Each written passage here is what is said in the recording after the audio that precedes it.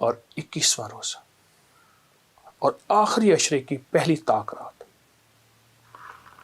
21واں روزہ، طاق رات شروع ہو گئے۔ فرمایا اس کو 3 چیزیں ملیں گی۔ ایک تو مرنے سے پہلے شب قدر ملے گی، دوسرا مرنے سے پہلے شب قدر کے جلوے ملیں گے۔ تو ان راتوں میں جو ہماری طاق راتیں ہیں، جس کی پہلی طاق رات میں 21 کی رات پہلی رات، ان طاق راتوں میں ضروری نہیں ساری رات جاگے۔ ہم دعائیں پڑھتے ہیں، ہم مانگتے کہاں ہیں؟ تو اللہ کہتا ہے ٹھیک ہے، پھر جس وقت مانگو کہ میں دے دوں گا، ابھی تو پڑھ رہے ہیں۔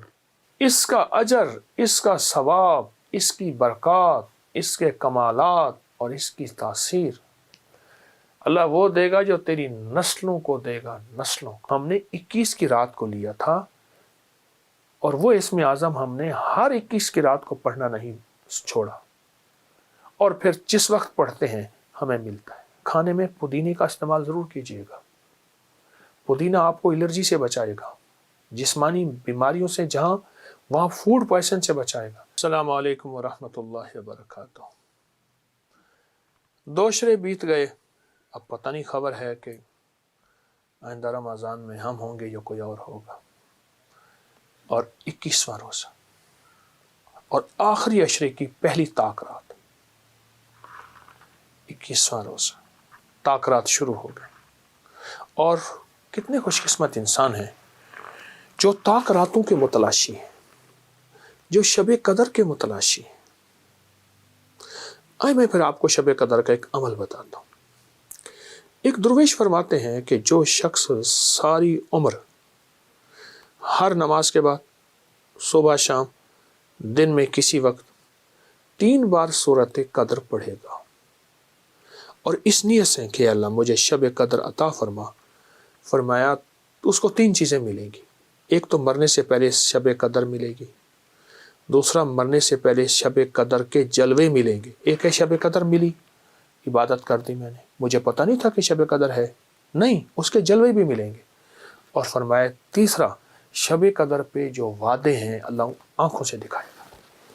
عجیب بات ہے، شب قدر پہ کے جو وعدے ہیں معمول بنا لے۔ ہر نماز کے بعد 3 دفعہ سورۃ انا انزلنا، صبح شام 3 دفعہ سورۃ انا انزلنا، سورۃ قدر، بیٹھے ہوئے اٹھتے ہوئے 3 بار سورۃ قدر، اس نیت سے کہ یا اللہ مجھے شب قدر عطا فرما، مجھے شب قدر عطا فرما، اور شب قدر کے جلوے دکھا، اور شب قدر کا اجر دکھا، اور شب قدر کی برکات دکھا، اس نیت سے۔ بڑا طاقتور عمل ہے، بہت طاقتور عمل ہے۔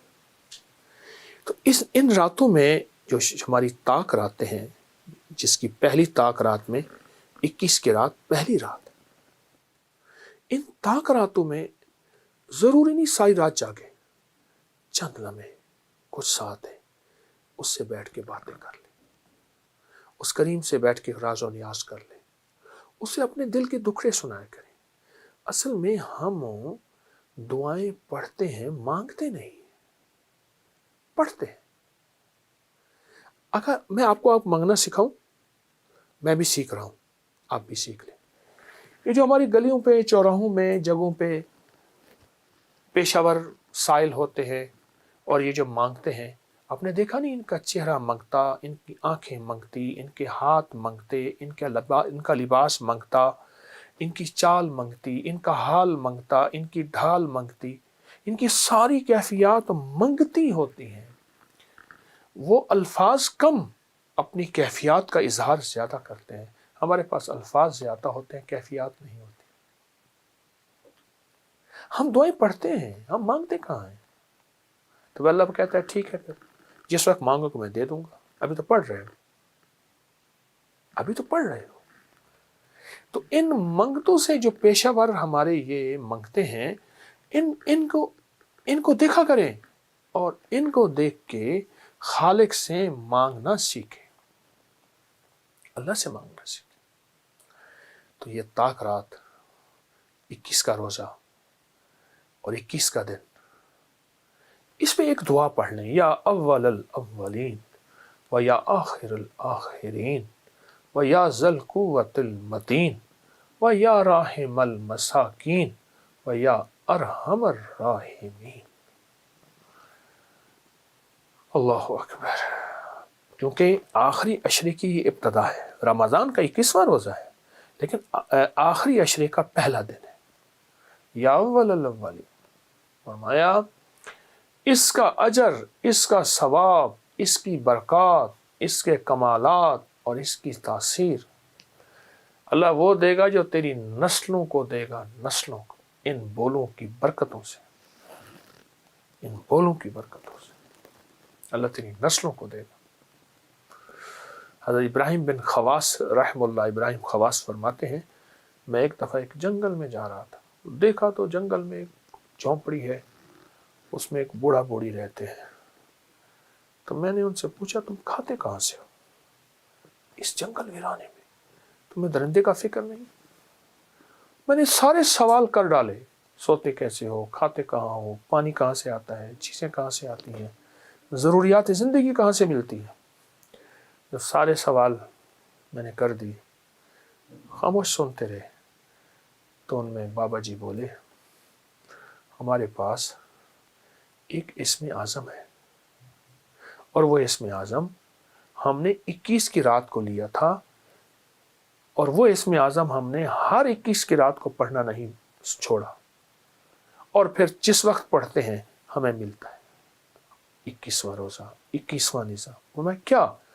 اور میں ہم نے اس دعا کو اللہ سے منوا لی ہے. کہا کون سی؟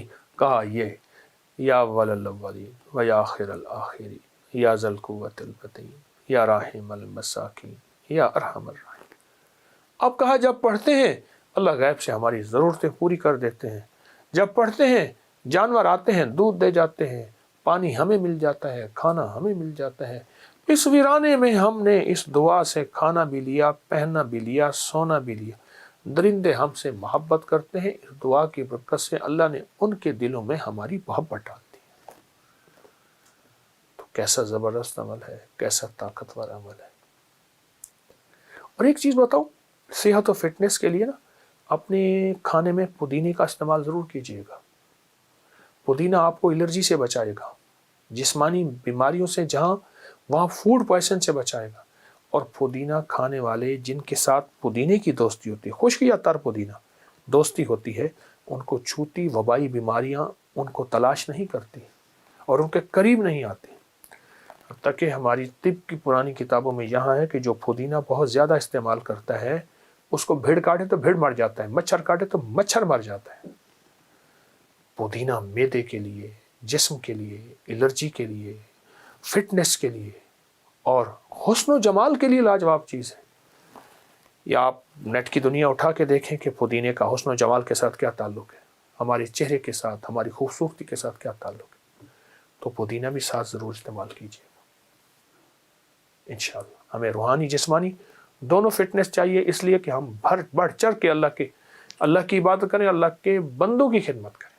جزاک. السلام علیکم.